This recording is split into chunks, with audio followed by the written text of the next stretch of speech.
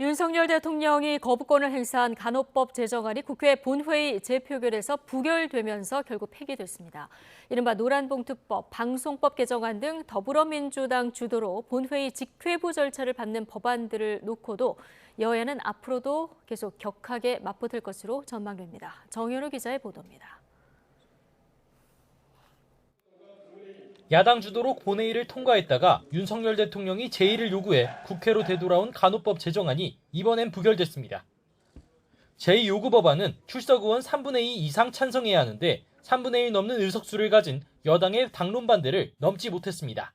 정치적 대립으로 법률안이 제의 끝에 부결되는 상황이 반복되고 있어서 매우 유감입니다. 윤석열 정부 들어 대통령의 거부권 행사로 법안이 폐기된 것은 지난달 양곡관리법 개정안에 이어 두 번째입니다. 민주당이 본회의 직회부를 주도한 방송법 개정안 처리는 6월 임시국회로 넘겨졌습니다. 다만 국민의힘은 같은 절차를 밟고 있는 노란봉투법에 대해선 방송법에 이어 헌법재판소에 권한쟁의 심판을 청구하고 가처분도 신청했습니다. 민주당이 입법 독주를 좀 멈춰야 된다. 그리고 또 헌법재판소도 조속한 시일 내에 이 효력정지 가처분에 대한 결정을 해야 된다.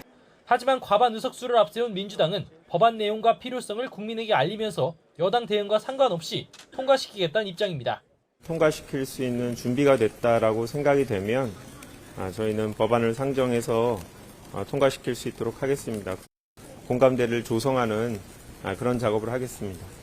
헌재 판단이 늦어지고 민주당이 다음 달 국회에서 방송법과 노란봉투법 등 쟁점 법안 처리를 강행한다면 대통령이 거부권을 행사하고 본회의 재표결에서 법안이 폐기되는 상황이 반복될 가능성이 큽니다. 이런 가운데 전당대회 돈봉투 의혹으로 검찰이 구속영장을 청구한 윤관석, 이성만 의원의 체포 동의안도 본회의에 보고됐습니다. 다음 달 12일 예정된 본회의에서 표결에 붙여질 것으로 보이는데 가결되면 두 의원은 법원의 구속 여부 판단을 받아야 합니다. 민주당은 찬반에 대한 별도 당론을 정하지 않고 의원들의 자율투표에 맡기기로 했습니다. 5월 임시국회도 여소야대 국회에 치열한 정쟁의 단면을 확인하면서 마무리됐습니다. 다음 달 국회도 쟁점 법안들을 놓고 거센 공방을 이어갈 것으로 보입니다. YTN 정현우입니다.